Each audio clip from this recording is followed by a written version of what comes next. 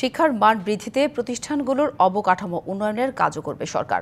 একথা বলেছেন প্রাথমিক ও গণশিক্ষা মন্ত্রণালয়ের উপদেষ্টা অধ্যাপক ডাক্তার বিধান রঞ্জন রায় পোদ্দার। সকালে বরিশাল নগরীর পিটিআই অডিটোরিয়ামে প্রাথমিক শিক্ষার মান উন্নয়নে বরিশালের অংশীজনদের সাথে মতবিনিময় সভায় একথা বলেন তিনি। আরও বলেন, সরকারের লক্ষ্য প্রতিটি স্কুল ওয়ান শিফটে করা, আর এ নিয়ে কাজও চলছে। উৎসবের খুশি হবে নগদে বেশি, কারণ ঘন্টায় ঘন্টায় আছে গিফট জেতার সুযোগ। এছাড়া যেসব বিদ্যালয় ষষ্ঠ থেকে অষ্টম শ্রেণী পর্যন্ত চালু আছে তাদের নানা সমস্যার সম্মুখীন হতে হচ্ছে। সামনের বছর থেকে হয়তো আর ভর্তি নেওয়া হবে না। আমাদের বর্তমান লক্ষ্য প্রাথমিক শিক্ষার মান উন্নয়ন করা। এর মানে এই না যে আমরা অবকাঠামো বা লজিস্টিক যে প্রবলেমগুলো রয়েছে সেই বিষয়গুলোকে আমরা অস্বীকার করছি, সেগুলো চলমান থাকবে।